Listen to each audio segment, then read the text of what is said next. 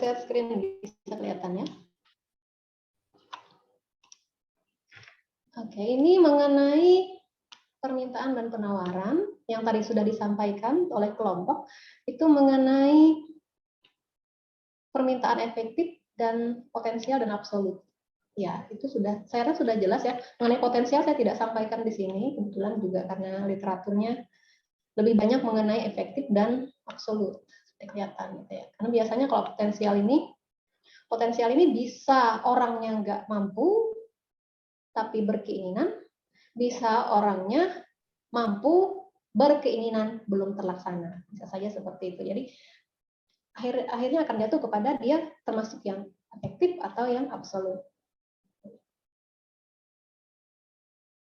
Kemudian mengenai permintaan, ada hukum permintaan katanya begini.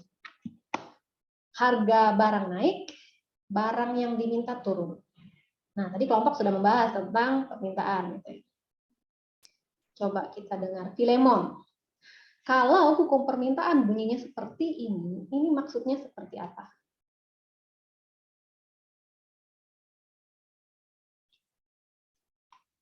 Filemon ada? Atau ke toilet? Oh ya, ada, oke. Bu, ada. Silakan. Ini maksudnya bagaimana? Tentang hukum permintaan.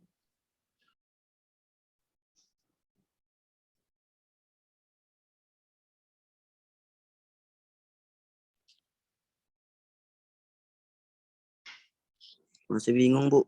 Masih bingung? Ya. Oke, yang nggak bingung siapa? Boleh angkat tangan? Yang nggak bingung? Mungkin ada yang bisa sejenak tadi mungkin sudah sempat membaca sedikit. Mungkin ada yang bisa sampaikan analisanya tentang kata-kata mengenai hukum permintaan. Ada yang mau coba dulu?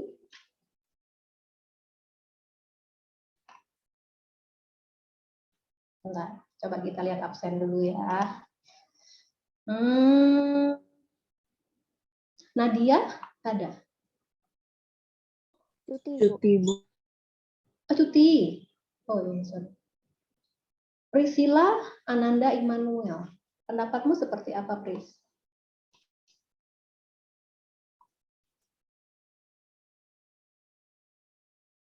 Priscilla ada? Priscilla nggak ada ya? Nggak ada. Saya, Ibu, mau coba. Ini siapa ya? Ntar saya lihat nama dulu. Robi. Oke, Robi. Oke, Robi, menurutmu seperti apa itu, Rob? Menurut saya, Ibu, hukum permintaan itu adalah hukum yang menjelaskan tentang adanya hubungan yang bersifat negatif antara tingkat harga dengan jumlah barang yang diminta. Jika harga naik atau jumlah barang yang diminta akan menurun, dan jika harga rendah maka jumlah barang yang akan diminta akan meningkat. Mungkin itu sih, Ibu, pendapat dari saya. Oke, contohnya seperti apa, Rob? Mungkin contohnya seperti yang baru saja saya jelaskan, seperti barang tadi, Ibu. Ya, barangnya apa? Contohnya seperti barang apa, Rob, yang kita temui, Rob? Seperti barang penjualan mungkin, Ibu. Bisa. Apa? Seperti apa kamu ambil misalnya? Jualan, berdagang. Contohnya kamu mau dagang apa, Rob? Misalnya segala minyak goreng, ya, Ibu. Oke, minyak goreng ya. Kamu ambil contoh minyak goreng. Kamu Minyak goreng. dalam posisi di mana dari proses penjualan minyak goreng? Ya, Ibu. Kamu dalam posisi apa maksudmu dalam proses penjualan minyak goreng?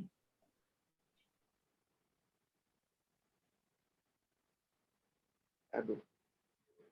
Ya, tadi kelompok tadi kan sudah bicara tentang permintaan dan penawaran. Sekarang kita ambil contoh untuk hukum permintaan, kamu ambil adalah barang minyak goreng. Nah, posisimu di mana dalam proses penjualan minyak goreng?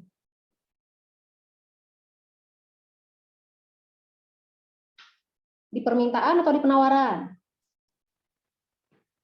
Di permintaan, Ibu, karena saya yang berjualan.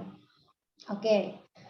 Sekarang kamu mencontohkan kalau posisimu di bagian permintaan, dalam transaksi minyak goreng, contohnya seperti apa kalau kita mengikuti hukum permintaan?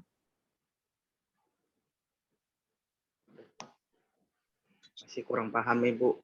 Oh, kurang Kalau paham. menurut ya. Oke. Mungkin ada yang mau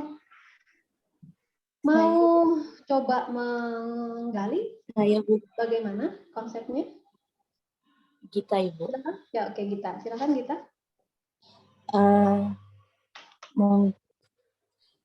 Jadi kalau misalnya posisi saya meminta gitu, ketika harga minyak goreng itu naik, maka nanti yang minat terhadap minyak goreng itu peminatnya akan sedikit karena harganya naik. Sedangkan kalau misalnya harga minyak goreng itu turun, maka permintaan akan minyak goreng itu akan meningkat. Jadi banyak yang akan berminat sama si minyak goreng itu. Itu yang dapat saya pahami, Ibu. Oke, artinya kita mau menyampaikan begini. Saat minyak goreng naik, saya nggak beli minyak goreng. Kan gitu. Saya lebih memilih pakai minyak kelapa. Cari substitusi. Kalau nanti harganya turun, barulah saya beli minyak goreng sawit. Gitu ya sederhananya. Atau kalau dalam contoh misalnya dalam pelayanan kesehatan begini. Rumah sakit swasta terkenal dengan harga yang cukup tinggi.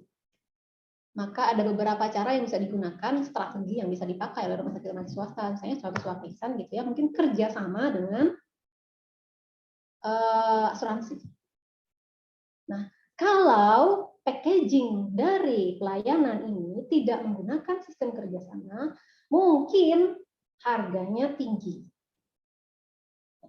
Kalau kita mengikuti hukum permintaan, kalau harga kita tinggi, nanti yang datang sedikit. Akan tetapi, situasi harga tinggi, seperti yang juga contoh minyak goreng, juga dipengaruhi oleh beberapa faktor. Nanti akan bicara mengenai penawaran. Faktor ini membuat modal awal dari pelayanan itu tidak bisa ditekan. Maka mengikuti hukum permintaan, kalau barangnya tidak diturunkan nanti ada payung, strategi yang bisa kita gunakan kerjasama dengan asuransi. Tidak harus BPJS, asuransi. Kebetulan Swakainsan belum BPJS ya, gitu ya. Atau nanti misalnya Anda berencana membuka bisnis sendiri. Tadi kelompok sudah bicara mengenai komponen supply gitu ya. Ada marketing namanya segmented, targeting, positioning. Nah, ketika Anda berencana memiliki suatu usaha bisnis, Anda memiliki prosedur awal segmented. Ini kita biasanya mulai dengan survei pasar. Survei pasar ini untuk melihat berada di posisi manakah jenis layanan yang akan kita berikan.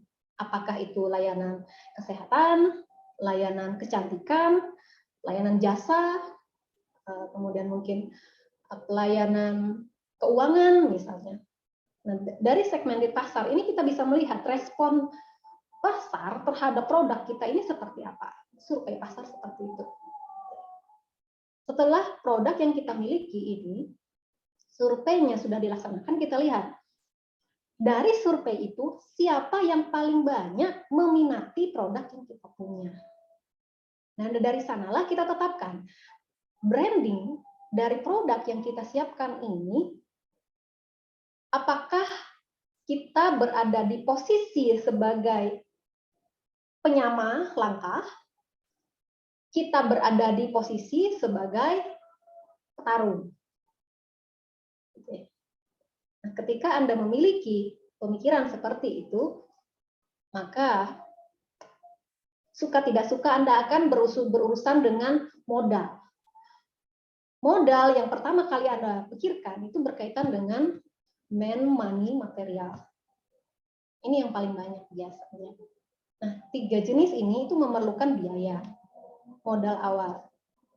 Kalau modal awal ini sesuai dengan branding tadi, menuntut Anda memiliki modal yang cukup besar, maka pilihannya Anda targetnya yang pertama orang berduit. Kalau nggak orang berduit, berarti ada kerjasama. Kalau nggak ada kerjasama, nggak bisa kerjasama asuransi. Misalnya Anda mau bukanya itu usaha bisnis kecantikan misalnya.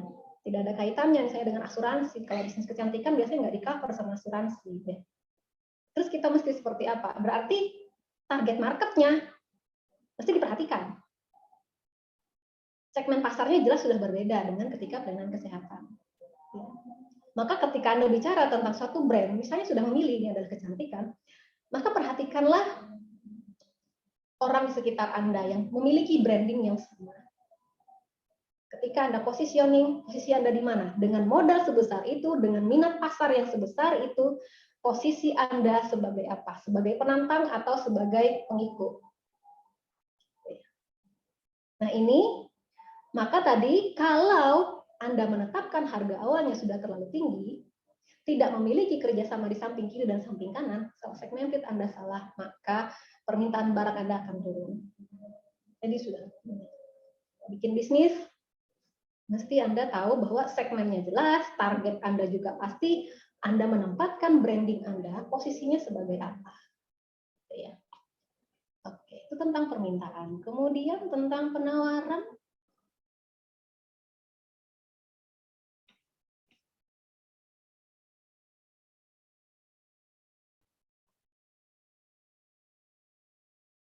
Oke, ini penawaran tadi dibahas saya sedikit. Ini tentang permintaan kesehatan. Permintaan, oh bukan, permintaan, penawaran maksud saya. Ya, penawaran.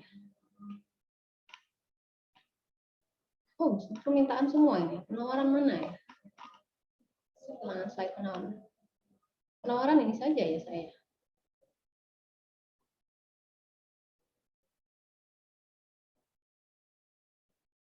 Hukum penawaran. Bila harga naik, penawaran naik. Bila harga turun, penawaran juga relatif turun. Modelnya sebenarnya sama seperti tadi. Kalau dalam posisi minyak goreng, kalau kita adalah posisinya adalah permintaan, maka kita adalah konsumen. Kalau dalam posisi kita sebagai produsen, maka kita posisinya penawaran. Sebagai produsen, sebagai penawar yang menyediakan barang kebutuhan, jelas kuncinya adalah keuntungan. Nggak usah buka bisnis. Nih, ini saran saya bagi yang mau buka bisnis ya. Sekaligus juga mengingatkan, kalau Anda mau jadi miliarder, miliuner, jangan jadi perawat. Ya, perawat itu pekerjaan sosial. Anda tidak akan jadi miliarder kalau Anda jadi perawat. Kalau cita-cita hidup Anda menjadi miliarder, saya sarankan Anda berhenti saja. Kalau tidak, Anda akan menyesal.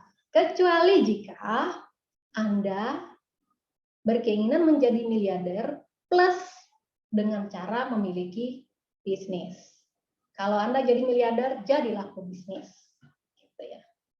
Kunci bisnis satu, janganlah berbisnis kalau hasilnya tahu pasti rugi. Kalau tetap dipaksa itu nggak pinter. Ngapain berbisnis kalau rugi kan gitu ya. Sama dengan posisi produsen penawaran. Ketika Anda menilai market ini permintaannya tinggi, maka ketika Anda memberikan penawaran yang tepat dalam market tersebut, maka penawaran ini relatif akan naik. Apapun harganya nanti, jika market ini targetnya tepat, dia tetap akan naik penawarannya. Contoh misalnya seperti apa? Penawaran yang tetap akan naik walaupun harganya relatif tinggi, contohnya adalah pelayanan kesehatan. Walaupun pelayanan kesehatan itu ada yang harganya relatif mahal, tapi karena target pasarnya tepat, maka mahal pun bagi target pasar itu bukan masalah. Kenapa? Karena ketika kita meletakkan target yang tepat, benda dengan teknologi yang tinggi, ini biasanya diincar oleh pasar menengah ke atas. Maka kalau Anda menempatkan penawaran, tempatkanlah penawaran di menengah ke atas. Contohnya Ciputra. Rumah sakit Ciputra, mereka memberikan penawaran harga yang kompetitif. Sekaligus Anda lihat segmennya di mana. Mereka menempatkan gedung pelayanan di antara perumahan-perumahan orang yang mampu menjangkau ekonomi menengah ke atas. Maka target pasarnya di sana sudah jelas. Atau ada yang contoh lain misalnya. Puskesmas. Puskesmas itu memiliki cost unit yang terjangkau oleh masyarakat biasa. Maka Anda tidak akan menemukan puskesmas itu di komplek perumahan elit. Biasanya di perumahan rakyat seperti kita. Karena jangkauan marketnya itu adalah jangkauan market untuk masyarakat biasa. Jadi seperti itu, teman-teman. Nanti kalau mau punya bisnis, lihat lagi bisnisnya. Apakah segmennya tepat atau tidak. Oke ya. Ada pertanyaan? Kalau tidak ada, kita ke kelompok 2. Oke, silahkan kelompok 2, kelompoknya ya. Nggak salah Ferdi nih, ya Fer. Oke. Ricky sama Evin, Ferdi dengan Tri kita. Ini kita. Oke, silahkan kelompok 2.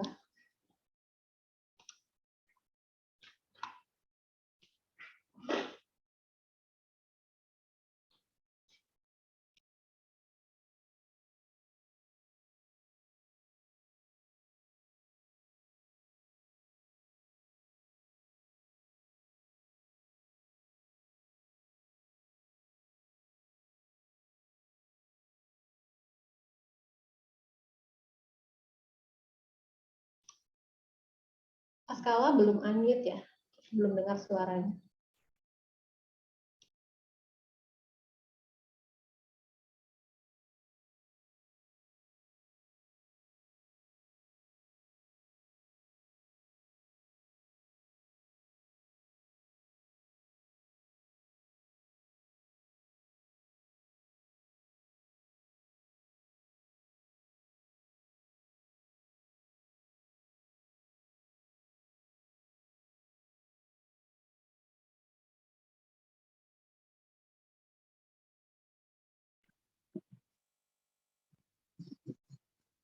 Ini sudah terlihat? Sudah.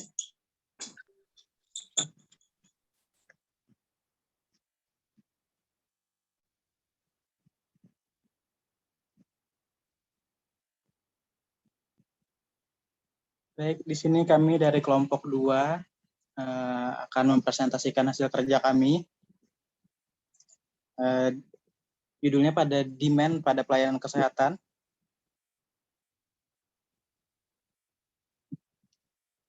Untuk demand itu menurut Ahman, permintaan atau demand diartikan sebagai jumlah barang dan jasa yang diminta atau mampu dibeli seseorang atau individu dalam waktu tertentu pada berbagai tingkat harga. Dalam ekonomi kesehatan, secara umum, demand terhadap pelayanan kesehatan diartikan sebagai barang atau jasa yang benar-benar dibeli, realisasi penggunaan oleh pasien. Selanjutnya akan dijelaskan oleh Ricky. Baik, di sini saya ingin menjelaskan faktor-faktor yang mempengaruhi demand terhadap pelayanan kesehatan dan rumah sakit, di mana faktor-faktor yang mempengaruhi itu tarif atau harga, penghasilan pasien, preferensi pasien, dan barang alternatif atau ketersediaan dan harga. Hubungan faktor-faktor yang tersebut dimaksud dengan permintaan terhadap pelayanan kesehatan sangat variatif, di mana harga pelayanan kesehatan mempunyai hubungan negatif dengan demand atau permintaan terhadap pelayanan kesehatan. Semakin tinggi harga, maka permintaan terhadap pelayanan kesehatan semakin menurun. Hubungan serupa juga terjadi antara kesediaan barang alternatif dan demand terhadap pelayanan kesehatan. Sedangkan penghasilan dan preferensi pasien serta harga barang alternatif memiliki hubungan positif dengan demand terhadap pelayanan kesehatan, di mana nanti akan dijelaskan oleh teman saya dalam elastisitas demand. Ketika seseorang ingin meningkatkan derajat kesehatannya, maka seseorang tersebut akan memikirkan seberapa besar uang yang akan dikeluarkan. Maka dalam penghasilan tersebut tidak terlalu berpengaruh. Selanjutnya akan dijelaskan oleh teman saya, Nikita. Tri.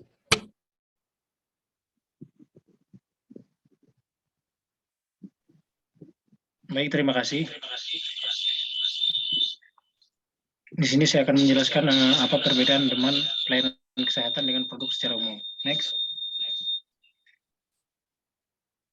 Demand pelayanan kesehatan adalah permintaan untuk lebih sehat diwujudkan dalam perilaku mencari pelayanan kesehatan, dan terkadang permintaan tersebut tidak sesuai dengan keuangan konsumen. Sedangkan demand produk secara umum adalah sesuatu yang diinginkan oleh konsumen dan disesuaikan dengan kekuatan SDM yang memiliki konsumen demand. Pelayanan kesehatan adalah permintaan untuk lebih diwujudkan dalam perilaku mencari pelayanan kesehatan. Terkadang permintaan tersebut tidak sesuai dengan keuangan konsumen, sedangkan demand produk secara umum adalah satu keinginan yang diinginkan oleh konsumen disesuaikan dengan kekuatan SDM yang dimiliki oleh konsumen. Oke, akan dilanjutkan oleh teman saya Nigita. Baik, saya melanjutkan dari teman saya.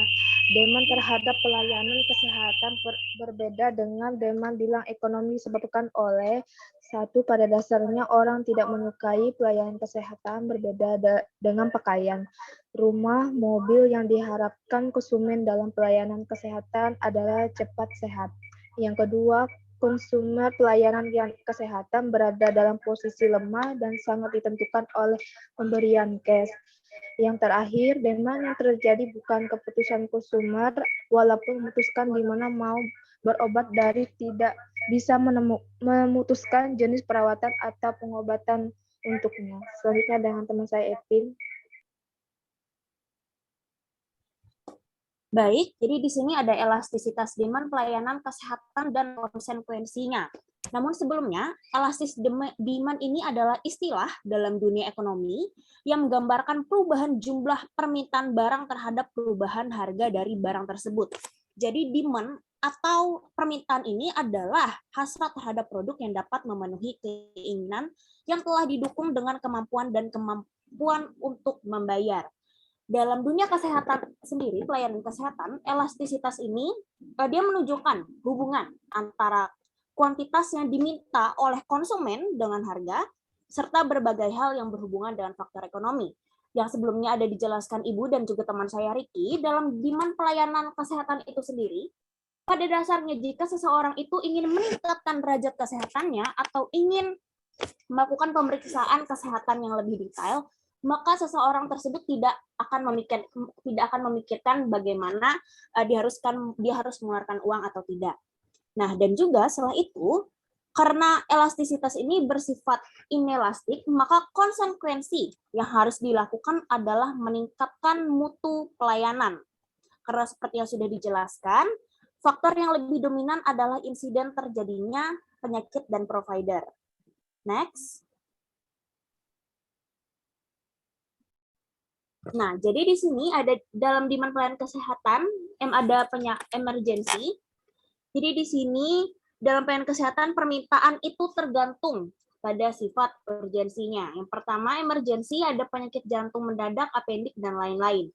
Jadi pada sifat emergency ini, elastisitas demand itu pelayanan kesehatan tergolong inelastis. Jadi semakin emergency suatunya keadaan, maka kurva dari demand akan bersifat inelastik, bahkan inelastik sempurna.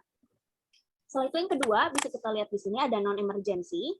Pada sifat non-emergency ini, elastisitas demand dalam pelayanan kesehatan akan bersifat semakin elastis. Jadi dalam keadaan yang tidak darurat, pasien ini cenderung memikirkan faktor lain yang mempengaruhi, salah satunya yaitu biaya. Semisal keadaan pasien ini dia menderita influenza atau sakit influenza. Jadi di mana penyakit ini tidak bisa dibilang tidak terlalu darurat, namun memerlukan penanganan yang cepat. Apabila seorang dokter meresepkan pelayanan kesehatan di mana biayanya dirasa mahal, maka pasien akan lebih memilih atau membeli obat bebas yang dirasa biayanya itu lebih murah daripada pelayanan yang ada di rumah sakit itu sendiri. Setelah itu ada elektif, yaitu bisa diatur saat pelaksanaannya seperti bedah kosmetik, sirkumisisi, dan juga operasi katarak. Selanjutnya, kita beralih ke konsekuensi elastisitas demand pelayanan kesehatan. Nah, jadi elastisitas demand pada pelayanan kesehatan ini dapat bersifat inelastik ataupun elastik. Berikut ini ada beberapa penjelasan mengenai hal tersebut, bisa dibaca, teman-teman. Nah, pertama itu adalah inelastik.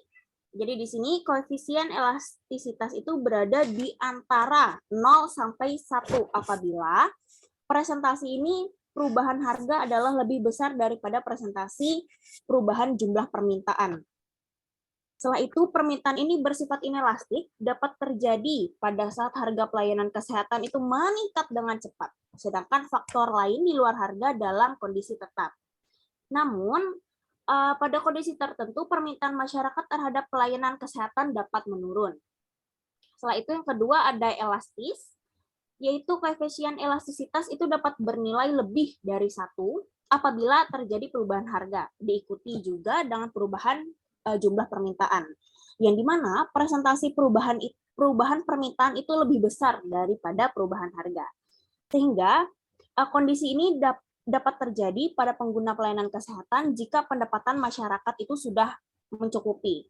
Jadi di sini masyarakat itu bisa dibilang dia akan rela membayar dengan harga yang lebih tinggi untuk mendapatkan kualitas pelayanan kesehatan yang terbaik.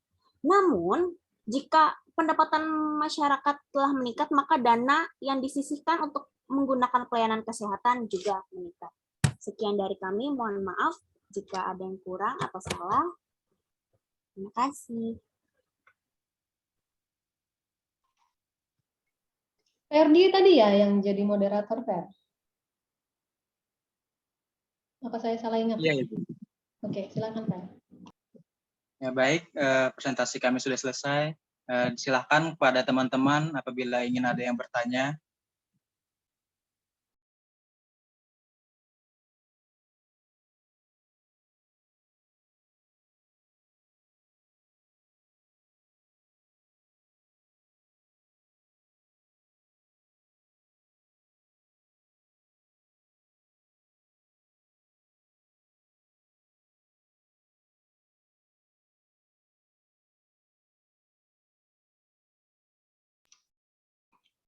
Kayaknya cukup jelas ya, Fer ya. Penjelasannya cukup jelas ya.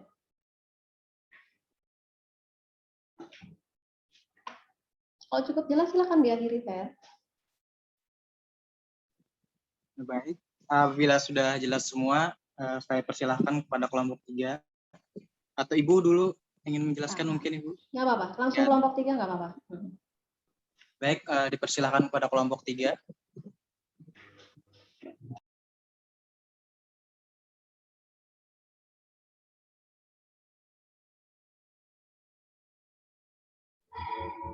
Baik, Ibu, selamat sore. Kami dari kelompok 3.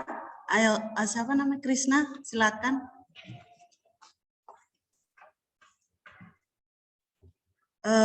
Perkenalkan, kami dari kelompok 3 terdiri dari teman-teman Anastasia Warberg, saya sendiri, Krisna, Milenia Tirsa, Nikeni, dan Pipit Wahyuni. Next.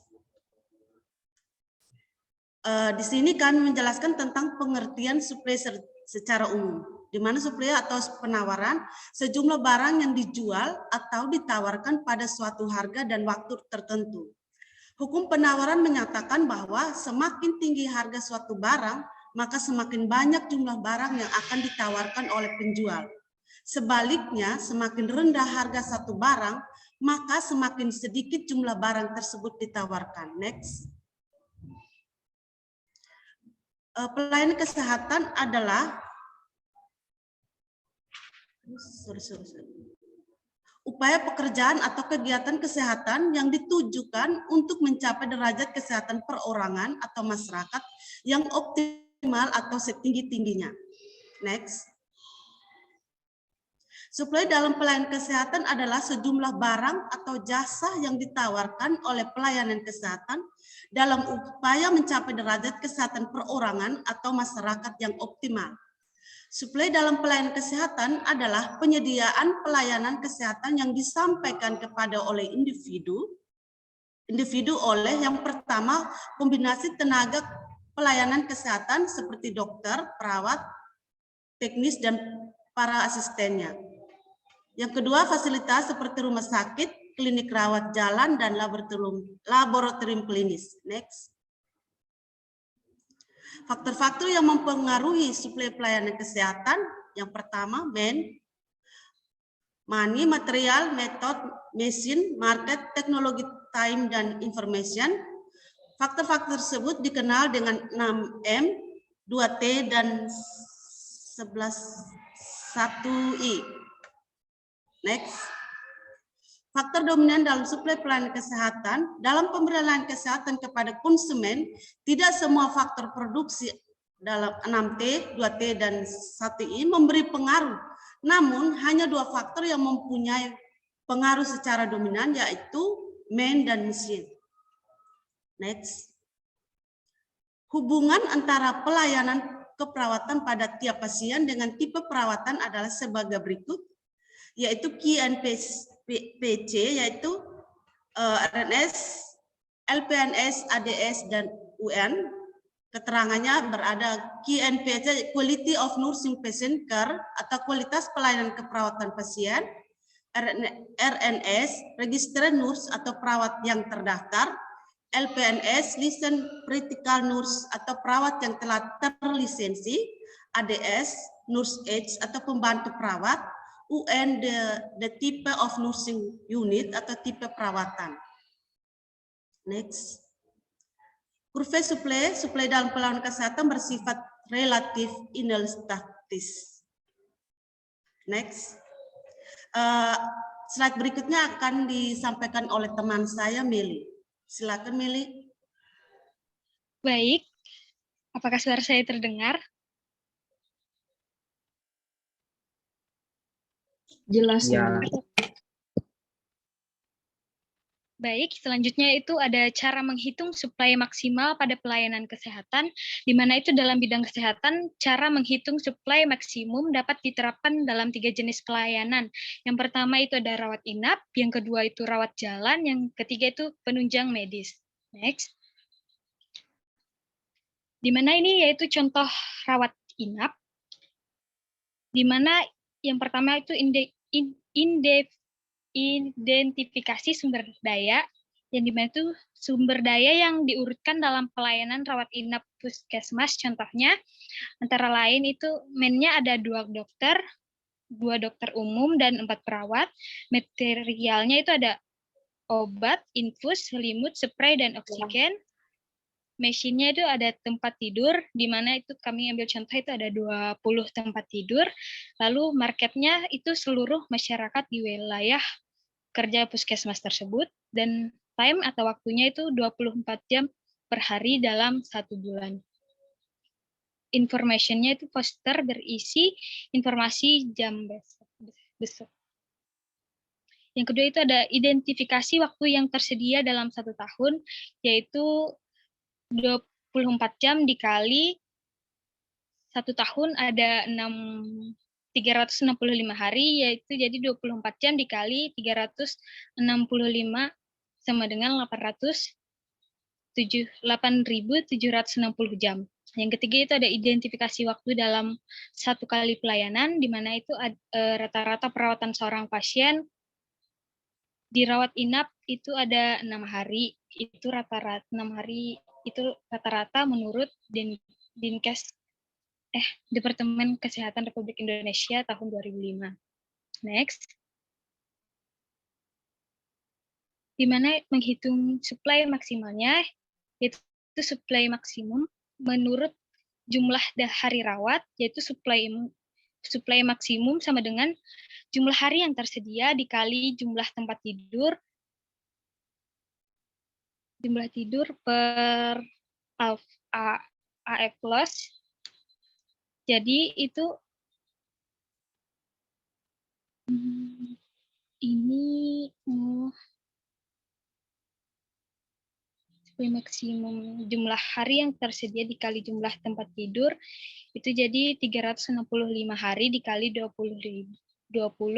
sama dengan 7.300 hari. Jadi jumlah maksimum hari rawat yang dapat dihasilkan oleh 20 tempat tidur itu dengan asumsi setiap hari tempat tidur tersebut tidak pernah kosong adalah 7.300 hari. Selanjutnya itu suplai maksimum menurut jumlah pasien yang dirawat. Jadi suplai maksimum jumlah tempat tidur yang tersedia itu dikali jumlah hari pelayanan dibagi AF plus, yaitu 20 dikali 365 dibagi 6, dan hasilnya itu ada 1.216 pasien per tahun. Jadi jumlah maksimum pasien yang dapat dirawat dengan adanya 20 tempat tidur dan rata-rata lama perawatan itu ada 6 perawatan lama rata-ratanya tadi ada 6 hari, jadi 1.216 pasien per tahunnya. Next. Nah, yang ini contoh rawat jalan.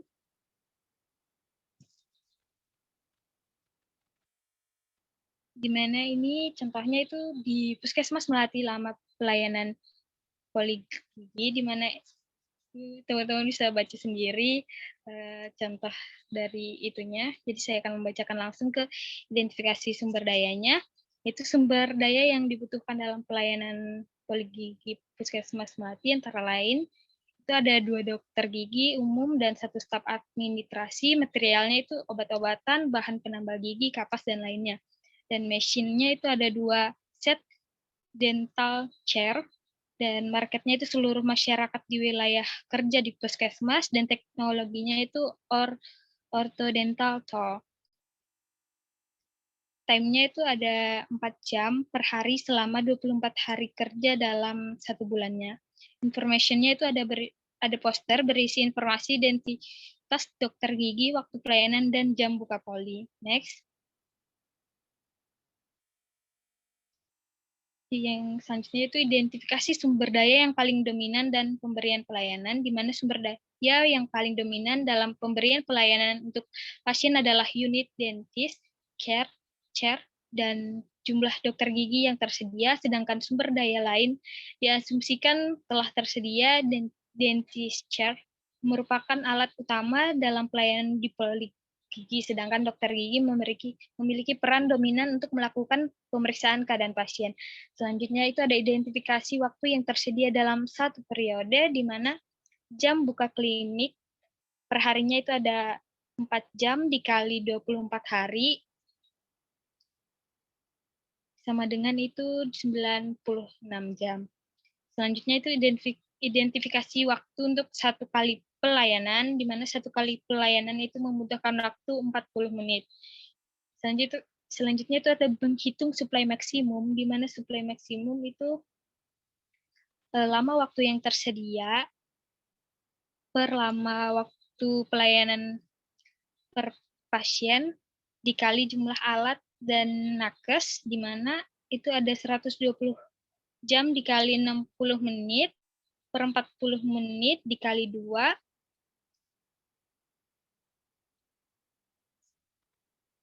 dan hasilnya itu ada 180 pasien per bulan. Next. Di sini ada contoh rawat penunjang, di mana itu identifikasi sumbernya itu ada mennya itu ada 1 orang radiologi dan 1 staf administrasi. Materialnya itu ada ronsen negatif, mesinnya 1 unit X-ray machine, dan marketnya itu masyarakat di sekitar klinik tersebut.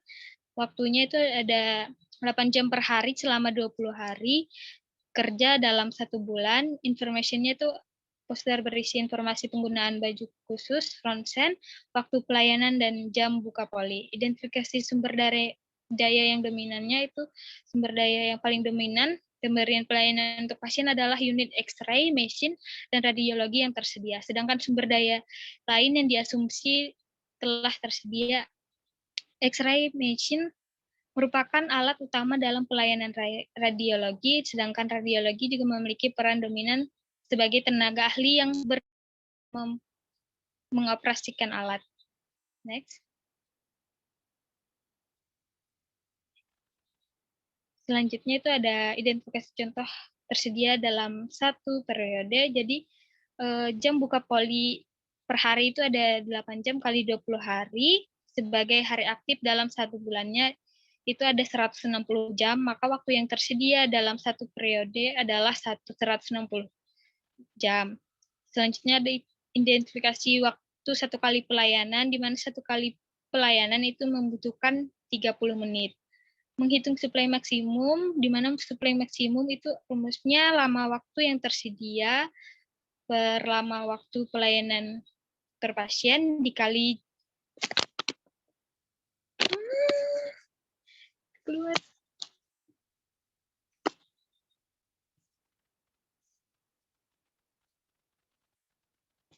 Maaf.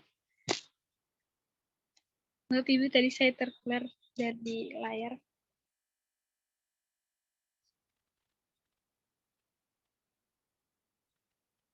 Jadi yang supply maksimum itu 160 jam dikali 60 menit per 30 menit dikali 1, di mana itu mendapatkan hasil 320 pasien per bulan. Jadi jumlah maksimum pasien yang dapat diperiksa oleh pelayanan radiologi itu adalah 320 pasien per bulannya. Baik, terima kasih.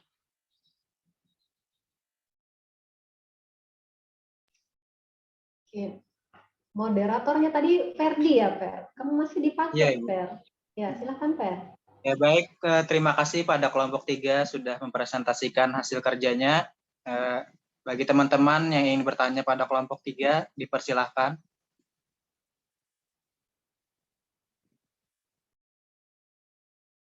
Itu ada yang angkat tangan, Fer. Ya, persilahkan. Boleh langsung bertanya. Baik, perkenalkan nama saya Mufarika. Di sini saya akan bertanya pada kelompok 3. Tadi udah dijelaskan oleh Suster Anas, itu ada dari faktor 6M, 2T, 1I. Tadi ada 2 faktor dominan yang dipakai, yaitu ada kalau enggak, tadi men sama mesin ya kalau enggak material. Nah, berikan alasan kenapa faktor kedua itu yang sangat mempengaruhi dari 9 faktor itu. Terima kasih.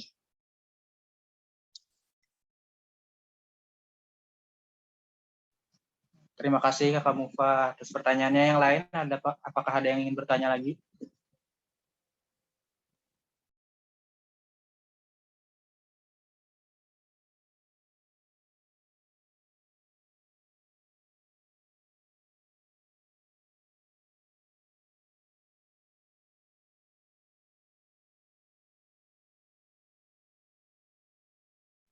Baik, apabila tidak ada, kelompok 3 bisa langsung dijawab.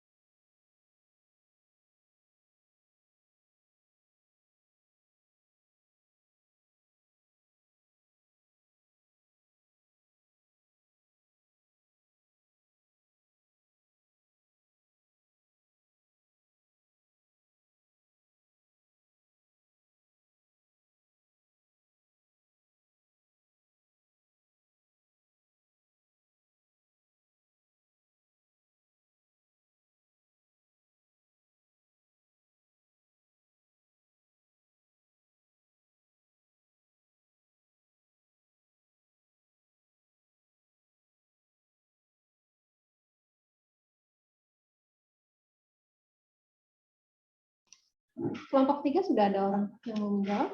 Siapa?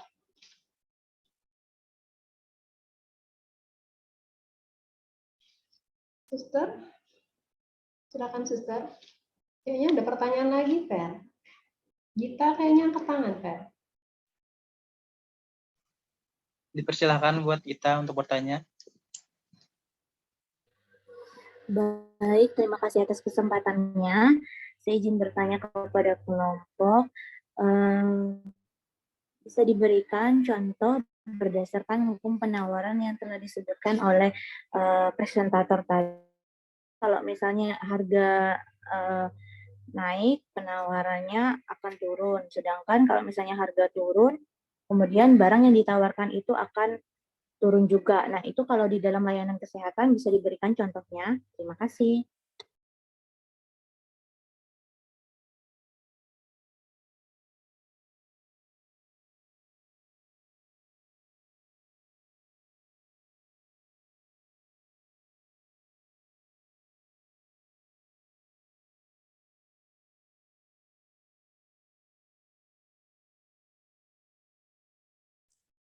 Baik, selamat sore Ibu dan teman-teman. Perkenalkan nama saya Krisna, saya dari kelompok 3, ingin menjawab pertanyaan dari Mufa tentang 2 faktor yang telah kami sebutkan di dalam PPT, mengapa ada 2 faktor, itu adalah faktor MAN dan juga faktor matching tadi menjadi faktor dominan di dalam supply terhadap layanan kesehatan. Yang pertama, mengapa faktor MAN itu menjadi sebuah faktor dominan, berarti dominan itu adalah sesuatu yang penting di dalam supply terhadap layanan kesehatan. Mengapa sih MAN ini sangat penting? Itu karena MAN ini merupakan sumber daya yang disediakan pada layanan kesehatan, itu baik secara langsung maupun tidak langsung.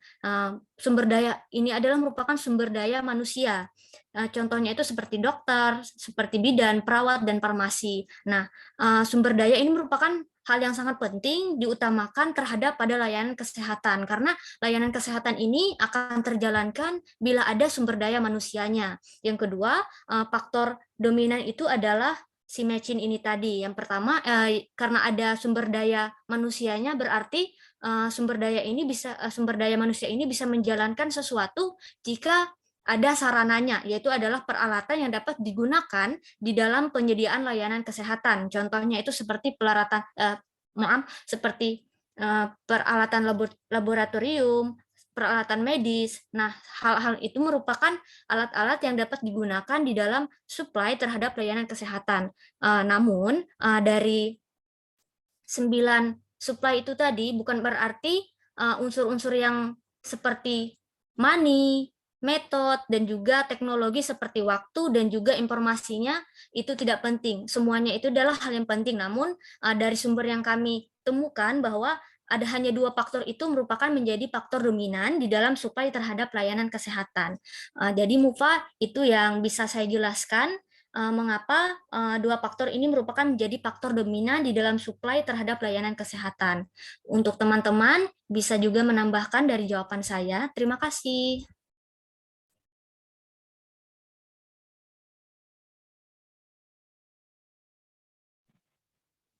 Terima kasih untuk Krisna. Bagi teman-teman kelompok 3, apakah ada yang ingin ditambahkan? Sepertinya tidak ada ya. Bagaimana Kakak Mufa? Apakah puas dengan jawaban dari Krisna? Ya, sangat pas. Berarti dalam suatu fasilitas kesehatan itu paling nggak harus punya ini ya, Kak, sumber daya sama yang mesinnya tadi ya. Terima kasih. Ya.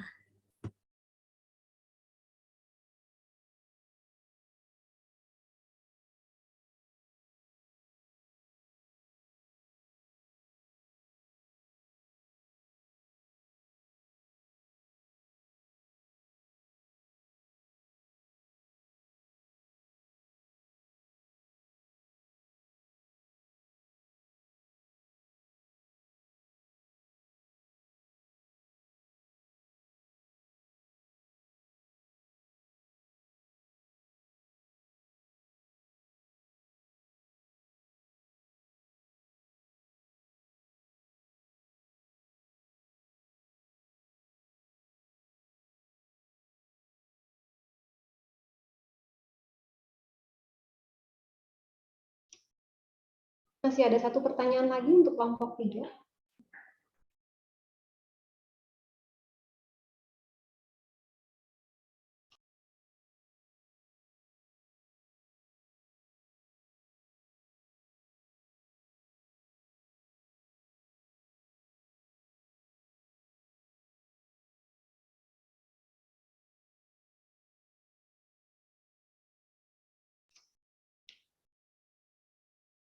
Silahkan.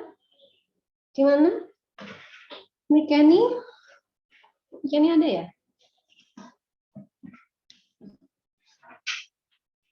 Mikeni ada?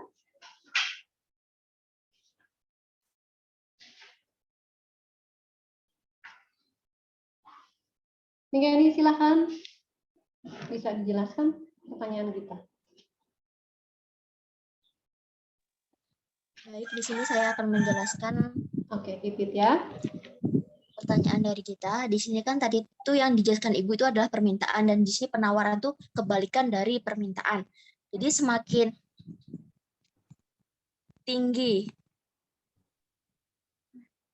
semakin tinggi harga suatu barang, maka semakin banyak jumlah barang yang akan ditawarkan oleh penjual. Contohnya yang bisa kelompok kami berikan itu waktu di pandemi semalam itu saat harga antigen di rumah sakit swasta itu kan sangat mahal. Jadi itu kan dulu kan di rumah waktu pandemi di tahun 2019-an 2020 itu kan sangat tinggi angka kejadian COVID. Jadi semakin tinggi juga harga kayak antigen di rumah sakit. Jadi kan diharuskan juga masyarakat yang mau berpergian kemana-mana itu disuruh kayak swab gitu. Jadi semakin tingginya harga penawaran, semakin tinggi pula jumlah barang yang ditawarkan oleh penjual dan akan ditambahkan oleh teman saya. Terima kasih.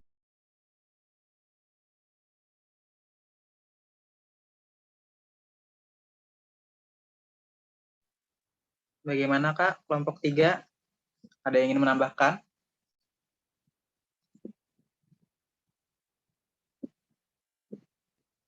Untuk Kak Gita, bagaimana dengan jawabannya? Apakah masih belum puas? Terima kasih sudah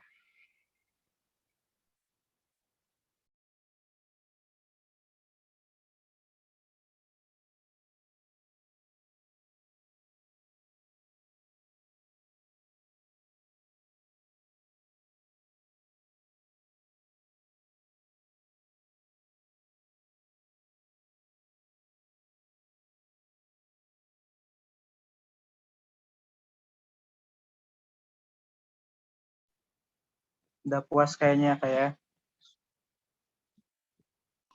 Baik, sudah cukup ya? Gita, sudah cukup, Git? sudah Ibu. Oke. Apakah suara saya Berarti, ada?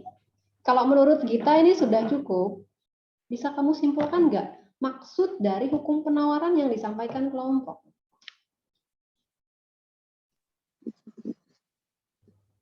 Kalau saya sih belum cukup sih, Ibu. Kalau Belum dari cukup. Saya tanyanya sama Gita tadi. Gita katanya udah cukup. Git, jadi menurutmu pada dasarnya hukum penawaran yang disampaikan tadi itu apa kesimpulannya?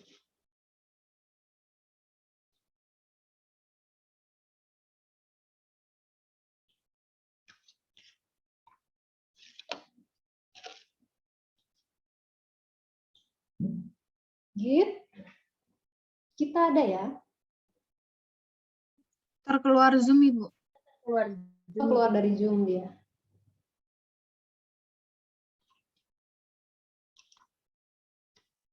Oh, mendadak kelempar ya? Kalau Gita yang satunya gimana? Gita Glory Sabatini.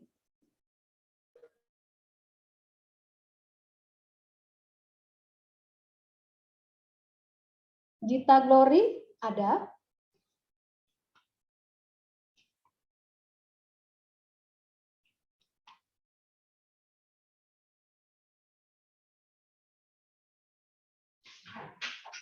Gita Glory-nya nggak ada ya? Keluar juga. Gita Permatanya udah balik kayaknya ya?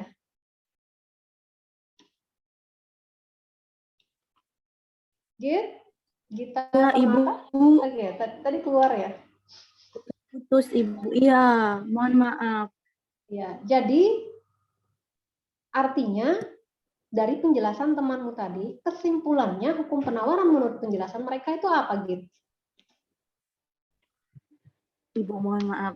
Saya tadi jawaban dari Pipit itu saya tidak terlalu mendengar. Karena putus-putus di tempat saya, Ibu, maaf. Begitu. Tadi yang jelasin siapa ya? Pipit ya? Pit, kamu ulangi, Pit. Berarti, Pit. Ulang, Pit. Gita tadi keputus katanya. Ya, akan saya jelas ya suara saya gitu. Ya, jelas. Di sini kan tadi kan dijelaskan bahwa hukum penawaran itu berkebalikan dari hukum permintaan. Di sini hukum penawaran kan bahwa semakin tinggi harga suatu barang, maka semakin banyak jumlah barang yang akan ditawarkan oleh penjual. Contohnya yang kelompok kami ambil contoh, pada semalam yang tingginya kasus angka COVID, itu kan diharuskan masyarakat itu disuruh swab antigen. Nah, di situ tuh, kan dulu tuh harga swab tuh masih mahal, 400-an, 200-an. Nah, di situ yang kelompok kami ambil contoh. Gimana, Git? Oke.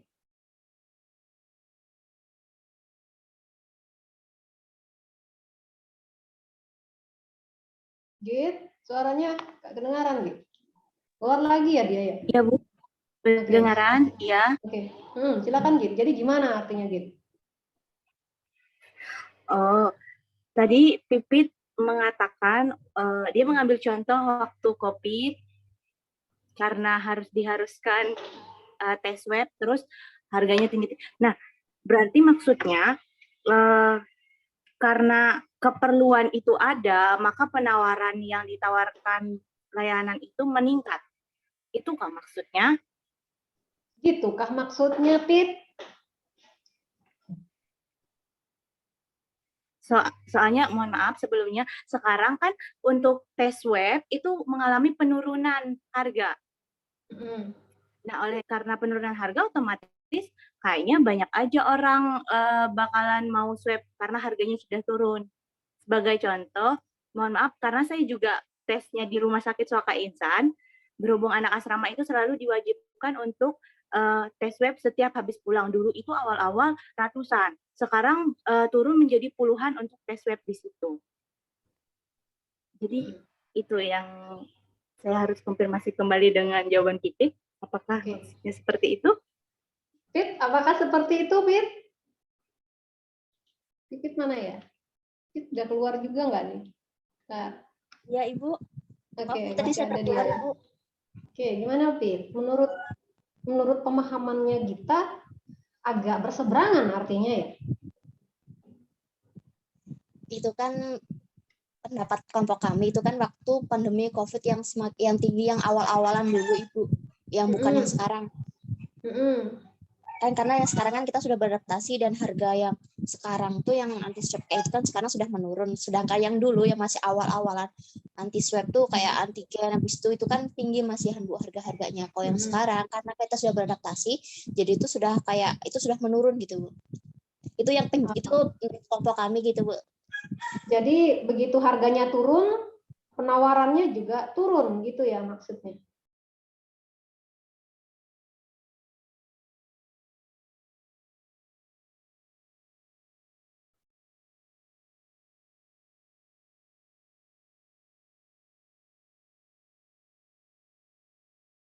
Gimana?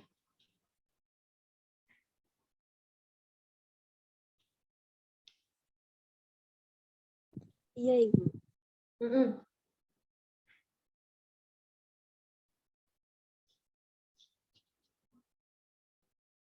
Oke, jadi maksudnya begini, ini tentang harga naik, ini berarti kita bicara tentang values sebenarnya, nilai.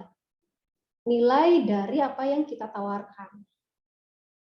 Kalau nilai yang kita tawarkan itu tinggi, dinilai tinggi. Dalam hari ini kita ambil contoh adalah harga, penilaian harga tinggi. Ini bukan tentang 100.000, 200.000, 300.000 atau 50.000, bukan. Tetapi nilainya dari barang yang kita tawarkan.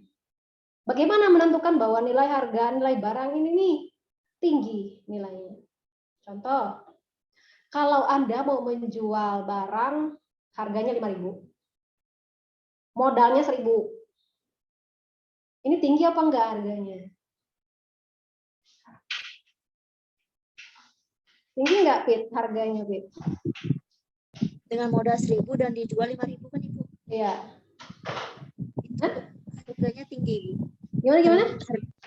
Tadi kan kata Ibu kan, dia apa tadi? 1.000 tuh dia hasilnya 5.000 laku. Oh, dijual 5.000, habis itu harga dia pengeluaran uang itu 1.000 gitu kan, Bu? Ya. Tinggi enggak? Tinggi, Bu. Oke. Sekarang saya jual 500.000, modal saya 100.000. Ini tinggi apa enggak? Tinggi enggak, Pit? Tinggi, Bu. Tinggi juga. Menjualnya. Tadi 5.000 tinggi juga. Sekarang 400.000 tinggi juga. Berarti harga tinggi ini balik lagi. Kamu mesin yang kamu gunakan itu modalnya berapa banyak untuk bisa memiliki nilai jual yang tinggi. Gitu. Nah, kalau misalnya modal Anda 40.000, menjualnya 41.000. Artinya harganya sekarang kalau dibandingkan modal 1.000, jual 5.000, untungan yang mana?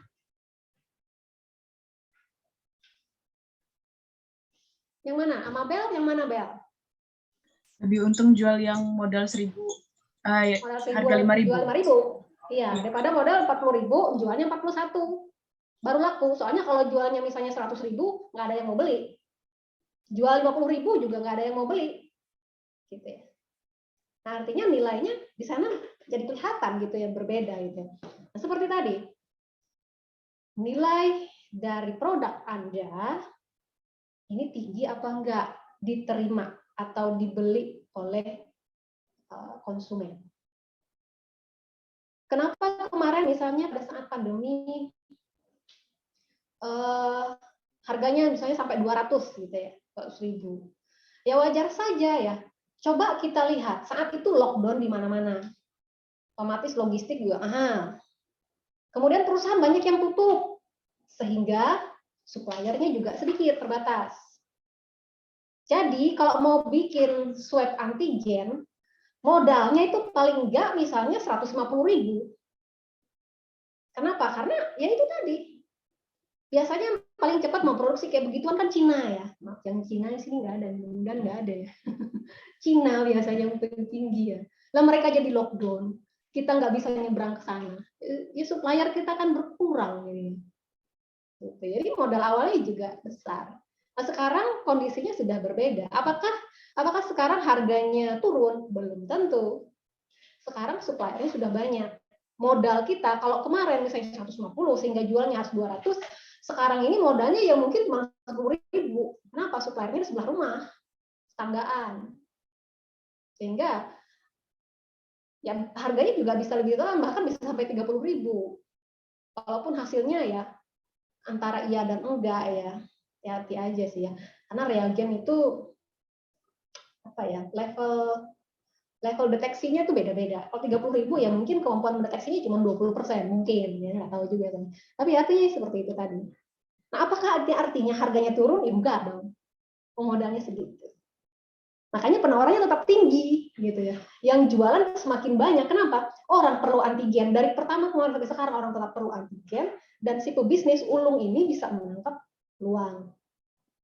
Dia bisa mencari supplier yang mampu menjangkau pasar yang dia maksud, gitu ya. Pasar yang dimaksud seperti apa? Ya pasar mungkin pasar rumah tangga, karena yang harga 30.000 rumah sakit pasti nggak mau pakai. Kenapa? Karena efektivitasnya rendah. Tapi kalau misalnya rumah tangga ya boleh-boleh aja. Gitu. Atau mau buat main-main di asrama juga boleh, nggak apa-apa. Kan gitu. Target marketnya udah beda gitu ya. Tapi bukan berarti harganya turun. Tetap harganya. Jadi seperti itu. Ya, ada pertanyaan lain? Kalau tidak ada, bentar ya. Saya mau tunjukkan struktur pasar. Struktur pasar.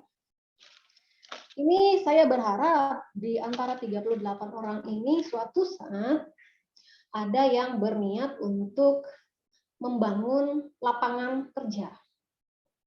Karena semakin ke sini kebutuhan perawat tidak semakin banyak, tetapi lulusannya semakin bertambah. Sehingga Anda harus berlomba-lomba. PNS juga udah dibatasin kan ya sekarang. Adanya P3K. Itu juga artinya kalau P3K ya Anda harus bersaing dong sama umuran-umuran kayak saya yang sudah mulai ubanan. Kenapa? Karena umuran saya juga masih bisa diterima. Kalahnya lagi kita kalau baru lulus itu pengalaman kerjanya minim, sehingga praktek juga minim. Kalah lagi kita sama yang punya pengalaman. Gitu kan ya. Nah, siapa tahu ada yang berkeinginan punya bisnis sendiri. Kalau Anda berkeinginan punya bisnis sendiri, seperti proses yang pertama tadi, segmen. Anda lihat pasar Anda di mana. Ya. Bentuk-bentuk pasar ada 6 jenis. Dari ke-6 jenis ini, ada yang perfect competition, ada yang imperfect competition. Kalau dia perfect competition, penjualnya banyak, pembelinya banyak. Kalau Anda memilih pasar ini sebagai tempat Anda jualan, maka Anda sifatnya adalah kompetitor. Contoh, misalnya Anda mau bisnis parfum. Bisnis parfum itu penjualnya banyak, pembelinya banyak. Karena parfum ini tidak membatasi pada satu segmented. Setiap orang suka dengan aroma, misalnya begitu. Penjualnya banyak, pembelinya juga banyak. Kalau Anda mau bersaing sebagai kompetitor dari suatu brand, gitu ya, usaha Anda cukup besar di sana. Kenapa? Karena biasanya kalau penjual banyak, pembeli banyak, kompetitornya tidak Anda sendiri saja. Kompetitornya banyak. Jadi misalnya Anda tahunya brandnya misalnya Body Shop misalnya. Brandnya yang Anda tahu Body Shop, sehingga Anda berpikir untuk menjadi kompetitornya Body Shop, misalnya seperti itu.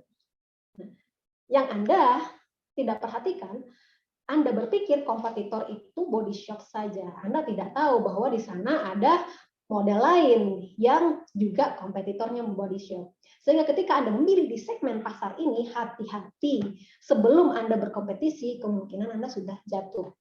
Ya, karena brand itu cukup besar untuk Anda kompetisikan. Kalau mau tetap memaksa kompetisi, ya jangan dengan Body Shop dong. Kompetisinya sama Ami Awat. Kan Ami Awat ada di pinggir jalan. Gitu ya. Kompetisinya sama itu aja. Itu juga penjualnya banyak, pembelinya banyak. Anda boleh berkompetisi, tinggal Anda pilih target marketnya di mana tempatnya. Gitu ya. Imperfect competition. Imperfect competition, kalau Anda memilih barang ini, imperfect. Oke, ini salah satunya monopoli ya.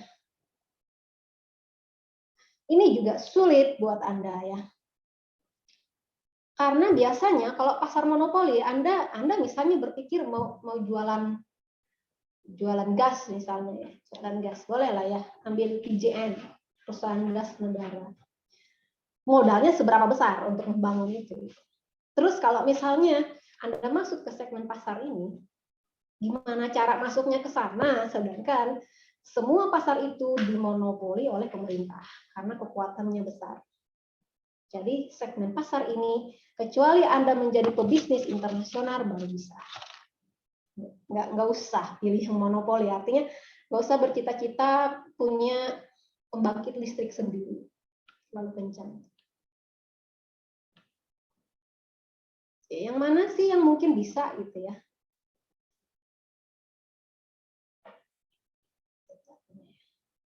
Ini bisa. Ini masih bisa kalau kita mau masukin ini. Artinya kalau pasar-pasar seperti ini, Anda segmen pasarnya mungkin eksklusif. Bisa. Kalau eksklusif ini biasanya, eksklusif itu orang tidak suka bercampur dengan banyak orang. Dia tingkat kerahasiaan tinggi, kemudian tingkat kenyamanannya juga tinggi. Harga tidak ada masalah. Contoh yang bisa diambil gini, salon kecantikan. Jangan yang ecek-ecek loh ya, salon kecantikan, spa misalnya. Biasanya bisnis-bisnis seperti ini, kalau Anda meletakkan ini di pasar oligopoli, maka Anda boleh menempatkan bahwasannya level dari konsumen Anda adalah orang-orang yang memiliki kemampuan pembayaran yang tinggi. Ya, jadi dia tidak masalah dengan pembayaran yang besar. Ini kalau pasar oligopoli. Kenapa? Karena biasanya kalau dari pasar oligopoli ini, pemilik dari pasar ini adalah orang-orang yang sudah menguasai branding di sana. Kita mau masuk ke sana juga biasanya akan sangat sulit, tetapi masih bisa. Asal yang satu tadi, biasanya kalau kita memilih segmented sesuatu, maka carilah kelemahan dari segmented itu. Contoh seperti tadi. Atau mau pelayanan kesehatan boleh ya, boleh juga, nggak apa-apa. Mungkin nanti ada yang membangun rumah sakit khusus gitu ya, rumah sakit khusus rumah sakit khusus COVID tanpa BPJS. Nah, kalau COVID dengan BPJS sudah ada soalnya. Kalau tanpa BPJS, ya mungkin sebenarnya orang-orang sugih gitu. Ya, artinya nanti pelayanannya ya mirip-mirip hotel mungkin ya. Saking sugihnya orang-orang nggak merasakan duit, ya udah pelayanannya mesti ke sana. Bangun rumah sakit. Udah. Oke, kalau cita-citanya kebesaran mau masuk segmen oligopoli, boleh dengan membangun kerjasama atau tanpa kerjasama. Kalau dengan kerjasama biasanya Anda harus punya relasi yang kuat, gitu ya. Membangun relasi yang kuat itu susah-susah gampang. Kalau mau mulai dari sekarang nggak apa-apa, relasinya satu kelas dulu. Siapa tahu dalam ruangannya ada temannya yang punya rencana mau buat perusahaan sendiri, gitu ya. Modalnya nyari kemana? Ya pikirlah nanti kerjasama berdua. Kalau tanpa kerjasama ini biasanya modalnya harus kuat. Monopolistik persaingan. Ini juga salah satu yang bisa dimasuki. Monopolistik biasanya di dalamnya ada unsur persaingannya juga. Kemudian kita bisa memilih beberapa produsen di sana yang bisa kerjasama. Produknya juga bisa beraneka ragam. Iklannya juga sangat penting. Hambatan untuk memasuki industri kecilnya relatif lebih rendah gitu ya. Contoh seperti apa misalnya? Contoh misalnya minimarket. Membangun minimarket enak gitu. Oke. Habis ya. Ini udah habis deh. Jadi itu ada beberapa pasar yang bisa kita masuki. Kalau misalnya kita di Banjarmasin, misal kita akan membuka suatu pelayanan atau suatu produk, kira-kira dari pasar yang ada di Banjarmasin ini jenis pasar mana yang cocok bisa kita ambil? Contohnya apa ya? Yang masih kenapa nggak sebelum ditunjuk?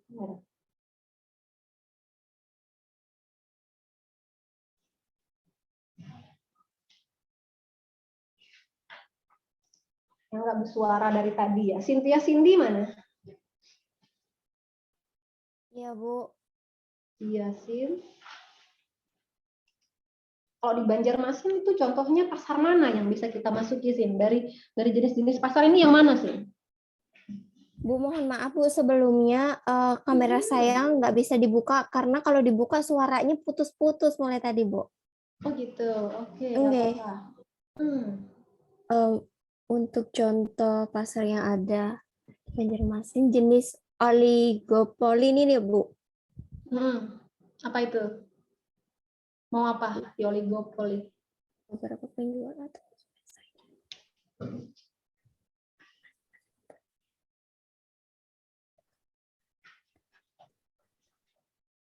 Rawasari.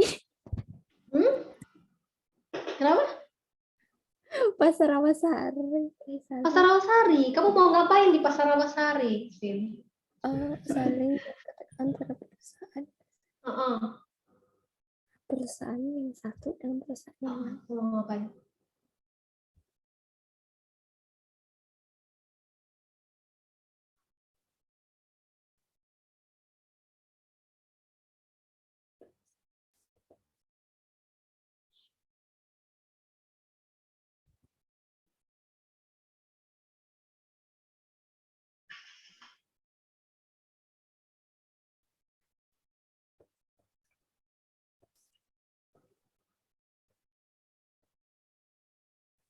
Sin? Di Pasar Rawasari kamu mau apa sih?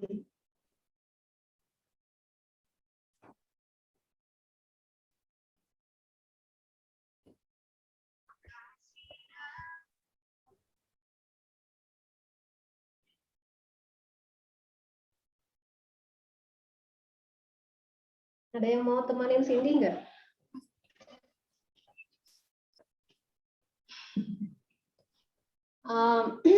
Siapa? Lihat dulu deh.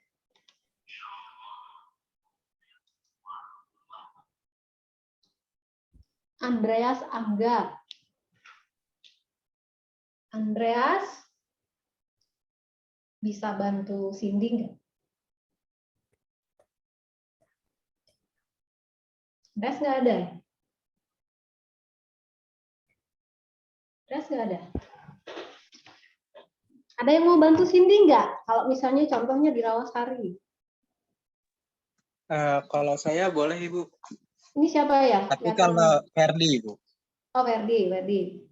Tapi kalau saya ini karena baru-baru ini kan Ibu, karena musim pandemi ini saya bicaranya bukan tentang kesehatan mungkin Ibu. Boleh, Nggak apa-apa ya Ibu. silakan. Boleh. Kalau untuk yang pasar oligopoli ini Ibu, itu tuh sekarang itu musimnya lagi graphic card Ibu.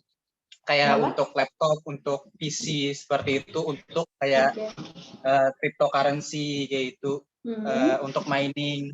Nah, ini nih beberapa penjual atau konsumen ini itu kayak menguasai pasar Ibu.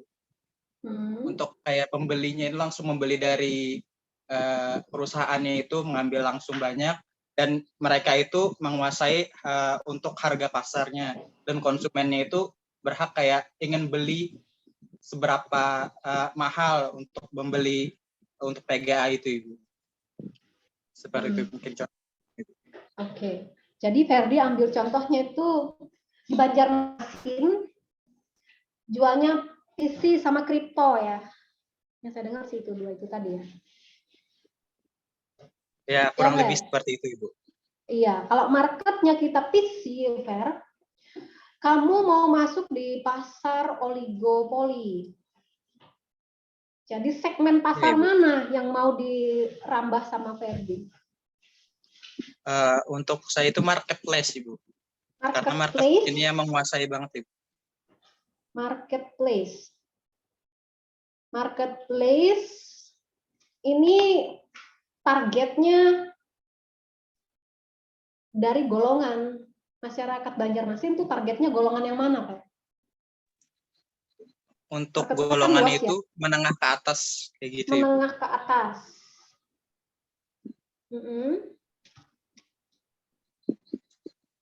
Menengah ke atas, terus biasanya kan mereka itu mau mengeluarkan uang lebih kayak gitu Ibu. Untuk buat beli PC. Ini iya Ibu, karena untuk yang sekarang itu masih menguntungkan sekali Ibu. PC ya. Iya. Oke. PC personal komputer ya. Kalau saya jangan sampai saya salah salah maksud sama Ferdi ya. Personal komputer. Yeah. Personal komputer model yang kamu maksud kalau bahasa kita sekarang laptop gitu ya. Bukan laptop Ibu. Kalau laptop ini lebih berbeda Ibu. Komputernya langsung Ibu. Komputernya satu lebar gini ya. Desktop kayak gitu Ibu. Oke, desktop besar. Oke. Yeah. Targetmu adalah menengah ke atas yang banyak duitnya gitu ya. Iya Ibu. Kira-kira mereka kalau beli PC sebesar itu buat apa, Fer? Itu untuk mining Ibu, seperti kayak untuk kejadian sekarang itu contohnya tuh kayak binomo kayak gitu Bu, untuk trading kayak gitu. Kripto ya. Untuk trading kripto. Kalau dia untuk trading kripto pakai PC, menurutmu seberapa besar kans PC-mu akan dibeli oleh pengguna kripto? Berapa persen? Datanya punya nggak? Kripto Banjarmasin kamu punya nggak datanya berapa banyak pengguna kripto? Untuk datanya kurang tahu Ibu. Berarti bisa dicari. Kalaunya untuk ramainya itu kemarin itu sekitar ratusan ribu orang lah untuk di Banjarmasin Ibu. Saya pernah ikut grupnya kayak gitu Ibu. Untuk Banjarmasin ya? Iya Ibu. Itu 1.000 lebih. Lebih Ibu, ratusan ribu orang. Ratusan ribu orang. Oke. Berarti targetmu adalah mereka. Kemudian salah satu syaratnya adalah orang ini pecinta kripto.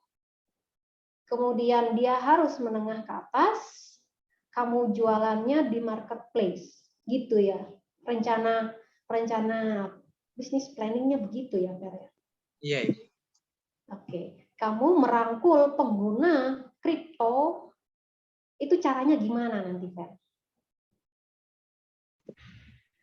Kalau sekarang itu dari kebanyakan tuh dari iklan juga sih Bu, dari influencer juga. Sekarang juga banyak kayak seperti musisi Ibu, seperti kayak Shawn Mendes kan Ibu, dari lagunya itu kayak seperti kayak ada dia tuh kayak beli trading kayak gitu Ibu. Oke. Wow, kita ke Shawn Mendes Menyisip-nyisipkan seperti itu. jauh juga ya, Fer ya.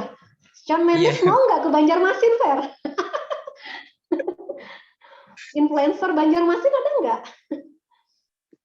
Kalau influencer Banjarmasin kurang tahu Ibu. Kurang tahu. Berarti sulit kalau misalnya Ferdi merangkul influencer ya. Kalau model atau penyanyi, kalau penyanyi yang kamu contoh Shawn Mendes agak sulit ya dia. Penyanyi Banjarmasin deh yang dia main kripto ada nggak? Untuk yang orang Banjarmasin kurang tahu Ibu kalau yang influencernya Ibu. Kita kalau ke Shawn Mendes agak kejauhan gitu ya. Karena Shawn Mendes dia internasional. Kemudian kita juga kendala bahasa. Kemudian kesulitan lainnya itu kalau kriptonya luar negeri, waktu nilai tukarnya juga berbeda dengan kita ya. Mungkin kesulitannya di sana kalau misalnya yang internasional yang kriptonya. Mungkin yang wilayah Banjarmasin ya.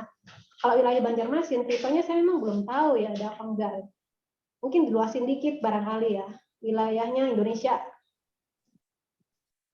Mungkin seperti itu ya. Kalau mau enaknya sih gini aja Fer kamu ya. Kamu kenalan aja sama orang-orang yang ada di grupnya kripto. Kemudian, kan rencananya kamu mau jual PC nih. Modalnya kan nggak ada, Fer. Udah lah, kamu kenalan sama pemilik toko PC. Pemilik toko PC. Bisa nggak menjalin kerjasama? Jadi pasarmu nanti itu adalah pasar oligopoli jenis kerjasama. Gitu ya. Biasanya kita kan PC itu kan barangnya agak mahal ya. Kalau misalnya kita mau buat modal itu biasanya modalnya besar. Nah, karena modalnya cukup besar, bisa menggunakan kerjasama, oligopoli kerjasama misalnya. Kemudian untuk meraih market, berarti Ferdi juga harus dekat sama orang-orang pecinta kripto. Kalau dekat-dekat sama orang pecinta kripto, barulah di sana kamu bisa memajang brand yang kamu pegang. Memilih brand, ingat tadi ya. Kalau targetmu adalah orang menengah ke atas, jangan memberikan mereka merek PC biasa. Setidaknya mereknya Acer Toshiba ke atas. Gitu kan ya? Nah, baru kalau kamu sudah memberikan mereka kepercayaan terhadap branding di market yang kamu punya, baru bisa kamu lanjutkan ke penjualan. Kasarnya seperti itu. Kalau mau contoh, seperti yang tadi maksud. Kalau di pasar Rawasari tadi, mungkin sederhananya gini ya, oligopoli. Kamu kerjasama sama salah satu tambak pemilik ikan nila. Kerjasamanya, kamu yang menjual, dia yang mensuplai. Kamu bisa menetapkan harganya, kompetisinya bisa ditetapkan di sana. Walaupun saya tidak sarankan Anda memilih model market yang seperti ini. Karena percayalah, persaingan di Rawasari itu besar, dan tingkat kekeluargaannya juga tinggi. Jadi kalau Anda mau masuk market di Rawasari, itu juga tidak mudah. Mesti Anda mengenal dulu lingkungan itu tuh siapa-siapa aja yang Anda ketahui bisa membantu kelancaran usaha. Jadi mungkin seperti itu kalau memilih pasar Banjarmasin. Kalau pilihnya Rawasari. Kalau pilihnya kripto, jualnya jual PC, yang mesti kuat dulu sama orang kriptonya supaya mereka tahu bahwa barang yang kita jual itu memang layak untuk mereka beli sesuai harga. Ya, mudah-mudahan sukses ya berdua kalau memang mau punya bisnis begitu ya. Kalau saya sarankan Ferdi, kalau memang sukanya dengan kripto, nggak usah jualan PC, Fer. Kamu beli kriptonya aja. Ya, Fer ya? Kalaunya itu susah, Ibu. Kok susah? Kan Itu karena kalau beli kriptonya aja kan harus staking, Ibu. Karena itu kan ada penurunan kalau beli itunya tuh ada penambahan setiap bulannya, Ibu. Jadi kayak ada masuk yang setiap bulan. Kalau ya ini kan seperti judi aja kayak gitu, Ibu. Kalau beli kriptonya aja. Seperti apa? Seperti judi, Ibu. Oh ya enggak dong. Kalau seperti judi berarti kriptonya tuh enggak masuk dalam perlindungan pemerintah. Karena kalau dia masuk dalam perizinan pemerintah, OJK biasanya, kripto itu kalau sudah di bawah OJK, biasanya mereka memiliki memang memiliki ladang bisnis sendiri, bukan seperti judi atau MLM, bukan. Jadi mereka biasanya menginvestasi ke brand-brand yang memang kemampuan dia menjaga solvabilitas, menjaga profitabilitas itu bagus. Contoh misalnya Bank BI, mereka taruhnya investasi ke Bank BI misalnya, atau mereka taruhnya investasi ke Unilever misalnya, atau taruh investasinya di Garuda gitu ya. Itu keuntungannya jelas. Karena biasanya OJK itu juga mereka memperhatikan ketika kita menjual saham kita di bawah perlindungan OJK, kita jelas punya kriteria-kriteria boleh diizinkan atau tidak. Kalau memang tertarik dengan kripto bagus. Untung, syukur, rugi, ikhlas. Ya, bisnis itu untung dan rugi itu adalah sahabat dekat. Saya sarankan memang sejak sekarang Anda memiliki pemikiran mengenai bagaimana memiliki bisnis, atau bagaimana memiliki investasi, atau bagaimana memiliki saham. Saham sederhana ya boleh dengan beli misalnya mata uang kripto, Bitcoin kah? Promosi saya. Nah, maksud saya yang seperti itu, boleh, nggak apa-apa.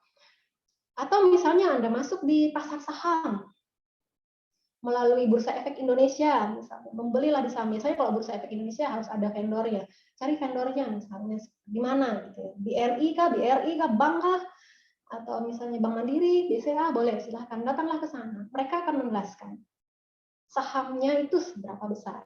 Tenang saja, saham itu tidak mahal biasanya. Satu lot itu 4.000, 10.000, 20.000, gitu, satu lot. Saya tidak terlalu mahal. Yang mungkin mahal itu brand-brand besar. Contoh misalnya kayak Garuda, Garuda malah murah ya. Yang mahal tuh Unilever karena mereka tidak bisa satu lot. Biasanya beberapa lot baru bisa beli. Nah itu seperti itu bisa. Dan bisa mulai dari sekarang gitu ya. Misalnya sebulan beli sahamnya satu lot aja 20.000 gitu ya. Nanti bulan depan satu lot 20.000. Nanti begitu Anda lulus kuliah, lihat berapa harga saham yang Anda punya. Saya yakin kalau Anda rajin, 5 tahun Anda bisa punya duit setara jutawan. Kalau rajin. Bukan miliarder sih ya, jutawan. Kalau rajin. Gitu. Jadi seperti itu. Boleh sih, kalau memang suka mengenai investasi, mengenai perdagangan saham, saya rasa sudah harus dicoba dari sekarang. Tidak usah banyak, sedikit-sedikit saja. Oke, waktu kita sudah hampir habis. Hari Senin, itu kita ada ujian.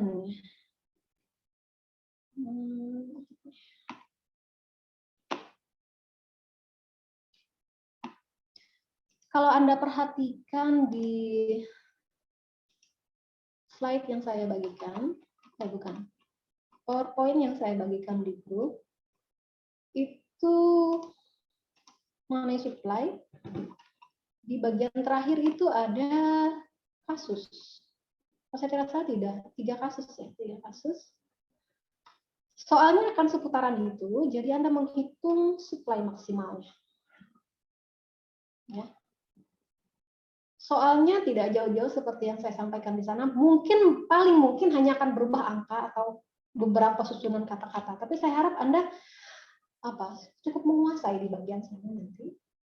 Soalnya tidak banyak, barangkali hanya beberapa saja dan paling banyak masih soal kasus. Bukan pilihan ganda juga, soal kasus saja. Seperti itu, jadi tolong perhatikan yang bagian terakhir dari slide supply pelayanan kesehatan. Oke ya. Adakah pertanyaan lain lagi? Sudah cukup kita, Arinjan. Kalau sudah cukup, siapa ketua kelas ini? Johanna? Jo? Ya, Ibu. Masih ada, Jo? Masih ada, Ibu. Oke. Kita sudah selesai, Jo.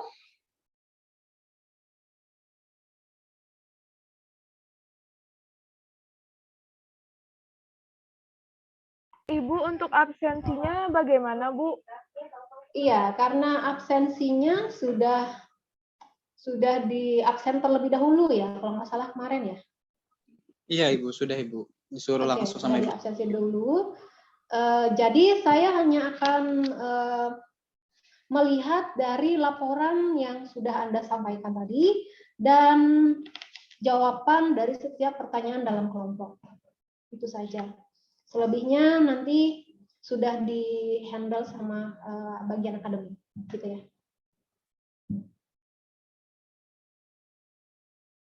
Ada lagi kah? Ferdi ada?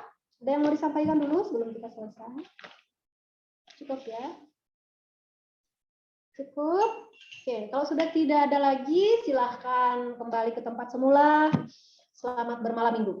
Terima kasih, selamat sore. Terima kasih, Bu. Terima kasih banyak, Ibu. Terima kasih, Bu. Terima kasih, Bu.